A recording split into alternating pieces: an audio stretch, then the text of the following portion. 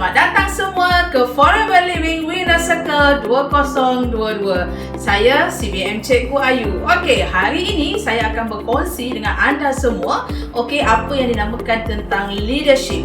Dalam setiap bisnes, terutamanya networking business, mesti ada seorang leader yang memimpin rakan kongsi ataupun downline di bawahnya.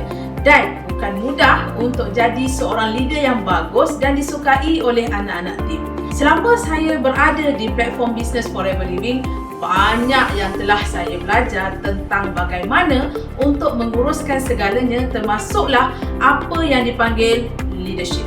Bukan senang nak menjadi seorang leader ni. Bukan hanya setakat mencari ejen ataupun mencari downline semata-mata dan biarkan mereka dengan cara masing-masing untuk membuat promosi.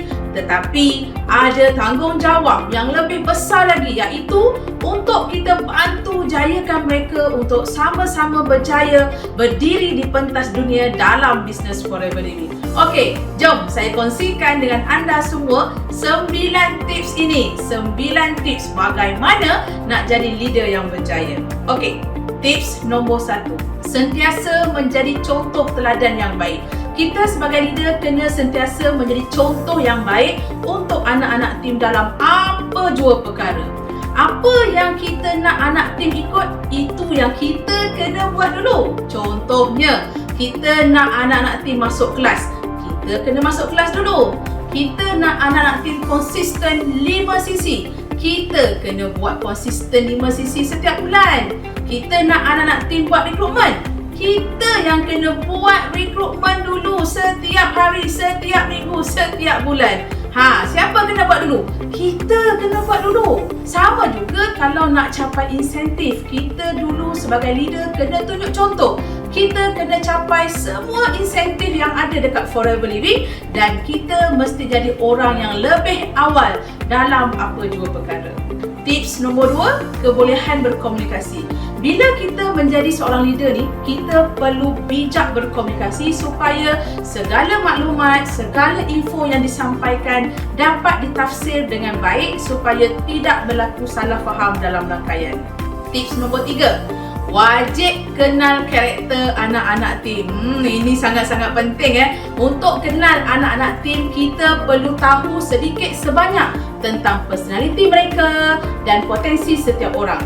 Bila kita kenal, kita lebih mudah untuk kita salurkan kekuatan yang mereka ada untuk jayakan bisnes. Sebagai leader, kita kena cungkil apa bakat mereka, apa potensi anak-anak tim walaupun mungkin mereka belum ada pengalaman niaga sebelumnya. Tetapi kita sebagai leader, kita yang kena yakinkan mereka yang mereka boleh berjaya di platform ini. Okey, tips nombor 4. Fokus pada solusi, bukan pada masalah. Kita perlu fokus kepada perkara yang kita boleh kawal, bukan fokus kepada masalah. Pemimpin yang baik, ketua yang baik mampu menukarkan setiap masalah kepada peluang. Dan yang paling utama pemimpin yang hebat tidak hanya menyalahkan tim semata-mata, tetapi sentiasa bertindak bersama untuk mencari solusi dan untuk membetulkan kesalahan. Tips nombor 5, sokong dan paksa. Ini yang saya suka. Sebagai ketua, kita perlu tahu bila masa untuk kita sokong dan bila masa untuk kita perlu paksa. Sokong dan paksa ni perlu sebab kita nak bina keyakinan pada anak-anak tim untuk buat mereka percaya yang mereka boleh capai insentif yang disediakan. Kita sebagai pemimpin keseimbangan dalam kepimpinan itu sangat-sangat perlu dan kita tak boleh selamanya sokong tanpa push anak-anak tim untuk melihat mereka terus berkembang. Tips nombor 6, motivasi yang tinggi. Seorang pemimpin yang hebat perlu ada motivasi diri yang tinggi. Seorang pemimpin yang hebat perlu sentiasa bersemangat dalam setiap perkara. Kitalah yang perlu menjadi orang yang paling bermotivasi dan sentiasa teruja untuk bantu mereka lakukan yang terbaik hari demi hari. Okey? Dan tips nombor 7, gali ilmu baru tanpa jemu. Nak jadi pemimpin yang bagus, nak jadi ketua yang bagus, Okey, kita kena sentiasa rendahkan diri untuk belajar. Mesti nak ada ilmu baru. Nak jadi, kita mesti jadi seorang anak murid ataupun pengikut yang baik dahulu, follower yang baik dahulu sebelum kita jadi ketua ataupun pemimpin yang baik. Okey, tips nombor 8. Beri inspirasi dan motivasi.